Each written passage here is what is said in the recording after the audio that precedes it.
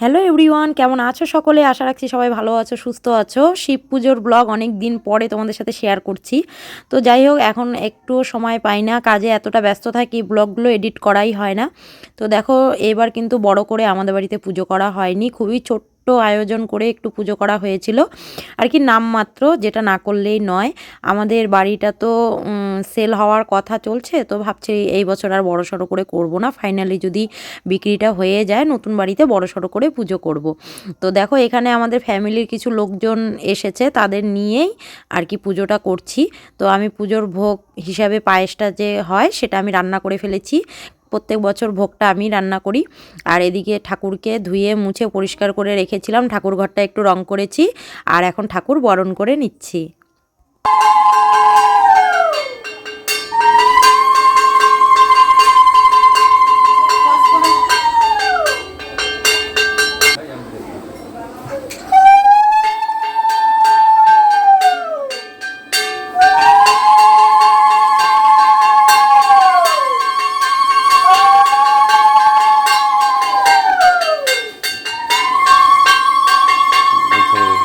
গামছাটা দেবো।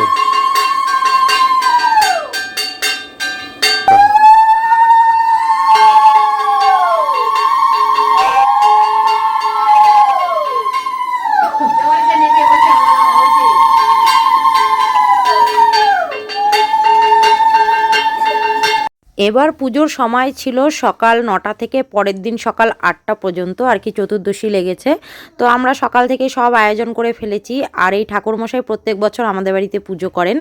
তো উনি বলেছিল সবার প্রথমে আমাদের বাড়িতে আসবে, আর এক জায়গায় পুজো করে অলরেডি উনি আমাদের বাড়িতে এসেছেন, সবার প্রথমে আর আসতে পারেননি। তো উনি আসার আগে সব কিছু রেডি করে রেখেছিলাম, আর উনি এসে এখন এই যে শালুক দিয়ে ঠাকুরের ঘরটা বেঁধে নেবে, তারপরে কিন্তু পুজো শুরু করে দেবে। मंगलम मंगलम जनम हरि माधव माधव माधि माधव माधव रीति शांति माधव माधव जस माधव केशव केशवाय नमः ओम अपवित्र पवित्र वस्त्र वस्त्र गत बीमा जशरथ पुंडरीकाक्षं शवज्जंतर शुचि ओम शुचि ओम शुचि ओम शुचि ओम स्वस्ति न इंद्र विद्याश्रवा स्वस्ति न पुरुषं विश्वमेधा स्वस्ति न सकल जननी स्वस्ति न बृहस्पतिर्दधातु ओम स्वस्ति ओम स्वस्ति ओम स्वस्ति ओम पुण्णाहम ओम पुण्णाहम ओम पुण्णाहम ओम ओम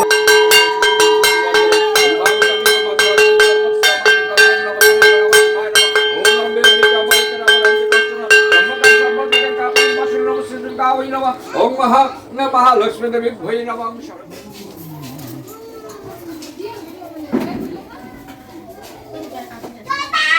ओम हाम ना तन्मतं यमाय सुगंधं पुष्टिवर्धनं निर्वाणं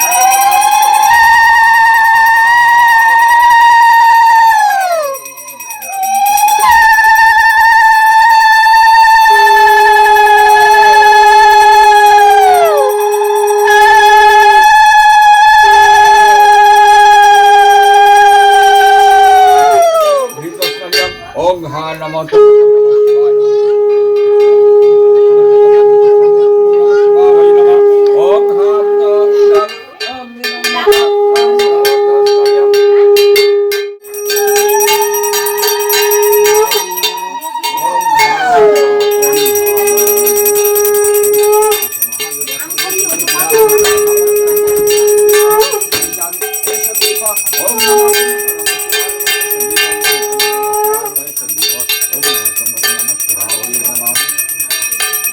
দেখো, একটা পুজো করতে অনেকটা সময় লাগে, আর আমাদের বাড়িতে পুজো করতে তো অনেকটা, মানে বলতে গেলে অনেকটা সময় লাগে, প্রায় 1 ঘন্টার উপরে লেগে যায়।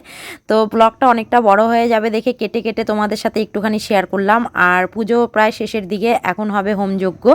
হোমযজ্ঞ হলেই আমরা সবাই মিলে শিবের মাথায় জল ঢালবো, তারপরে কিন্তু পুজো কমপ্লিট। তো চলো, হোমযজ্ঞ হবে, তারপরে আমরা সবাই মিলে জল ঢালবো, তোমরা দেখতে থাকো। তো বেশি কিছু শেয়ার করছি না, তোমাদেরও দেখতে ভালো লাগবে না, অনেকটাই কেটে কেটে কেটে কেটে ভিডিওটা আমি করলাম। তো তোমরা নো স্কিপ করে একটু দেখো, আশা করি ভালো লাগবে। ভিডিও করে যোগ্য হবে চলে যাবে, যোগ্য হবে চলে যাবে ওইদিকে।